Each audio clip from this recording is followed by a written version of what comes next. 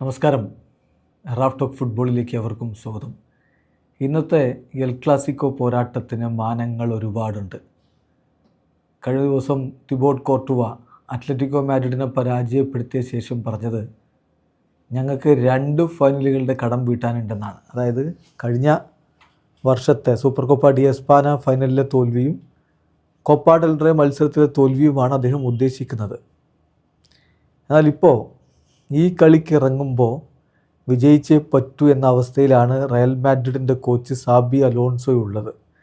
ചെറിയ തോൽവിയൊക്കെ ഒരു പക്ഷേ അങ്ങ് കണ്ണടച്ച് പോയേക്കും. പക്ഷേ വലിയ തോൽവികൾ പിണഞ്ഞാൽ സാബി അലോൺസോയെ സാക്ക് ചെയ്യും, അതിനുള്ള സാധ്യതയുണ്ട് എന്നിപ്പോൾ സ്പാനിഷ് മാധ്യമങ്ങൾ റിപ്പോർട്ട് ചെയ്യുന്നു. ഹാവിയർ അൽഫാരോ, മുണ്ടോ ഡിപ്പോർട്ടിവോയുടെയും മറ്റുമൊക്കെ ജേർണലിസ്റ്റാണ്. അദ്ദേഹം റിപ്പോർട്ട് ചെയ്യുന്നത് എന്താണെന്നറിയോ?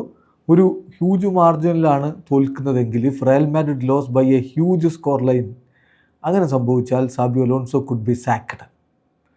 പക്ഷേ അതിൽ നമ്മൾ ശ്രദ്ധിക്കേണ്ട കാര്യം, അദ്ദേഹത്തെ സാക്ക് ചെയ്താലും റയലിൻ്റെ പ്രശ്നങ്ങൾ അവിടെ തുടരും എന്നുള്ളത് കൂടി ഹാവിയർ അൽഫാരോ പറയുന്നു. പറഞ്ഞാൽ ഇപ്പോഴുള്ള പ്രശ്നങ്ങൾക്ക് പരിഹാരമല്ല സാബി അലോൺസോയെ സാക്ക് ചെയ്യുക എന്നുള്ളത്.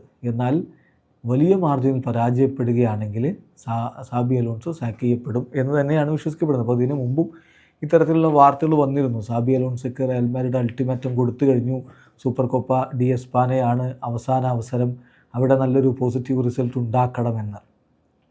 നിലവിലെ ഫോം വെച്ച് നോക്കുമ്പോൾ റയൽ മാഡ്രിഡിനേക്കാൾ എത്രയോ മികച്ച രൂപത്തിലാണ് FC ബാഴ്സലോണ പോയിക്കൊണ്ടിരിക്കുന്നത് എന്നതുകൊണ്ട് നമുക്ക് റയലിനെ എഴുതി തള്ളാനൊന്നും പറ്റില്ല.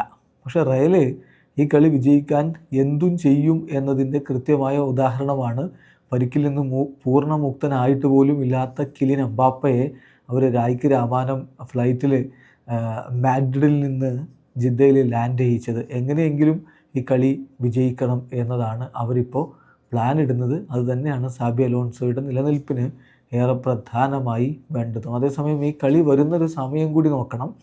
വലിയ രൂപത്തിൽ ബാഴ്സയും റയലും തമ്മിലുള്ള വൈരം മൂർച്ഛിച്ച് നിൽക്കുന്ന ഒരു സമയമാണ്. പ്രസിഡന്റുമാർ അങ്ങോട്ടും ഇങ്ങോട്ടും വാക്പോരുകൾ, നെഗ്രേര കേസിൽ റയൽ മാഡ്രിഡിൻ്റെ ഇടപെടൽ, വീണ്ടും അത്തരത്തിലുള്ള കാര്യങ്ങൾ നടന്നുകൊണ്ടിരിക്കുമ്പോൾ ഇവർ തമ്മിലുള്ള ബന്ധം പാടെ ഉലഞ്ഞിട്ടുണ്ട്. ഈ ഒരു സമയത്ത് നടക്കുന്ന മത്സരം ഇതെങ്ങാനും തോറ്റുപോയാൽ അഭിമാന പ്രശ്നമായിട്ട് മാറും റയൽ മാഡ്രിഡിന് എന്നുള്ള കാര്യം ഉറപ്പാണ്. ചെറിയ തോൽവി ഒരു പക്ഷേ കണ്ണടച്ചേക്കും, പക്ഷേ വലിയ തോൽവിയും വലിയ നാണക്കേടുമാണ് സംഭവിക്കുന്നതെങ്കിൽ സാബിയുടെ കസേര തെറിക്കും എന്ന് പറയുന്നതിൽ ലോജിക്കുണ്ട്. വീഡിയോ അവസാനിക്കുന്നു. ഫുട്ബോൾ ലോകത്തെ കൂടുതൽ വിശേഷങ്ങളുമായി റാഫ് ടോക്സിൽ എത്താം.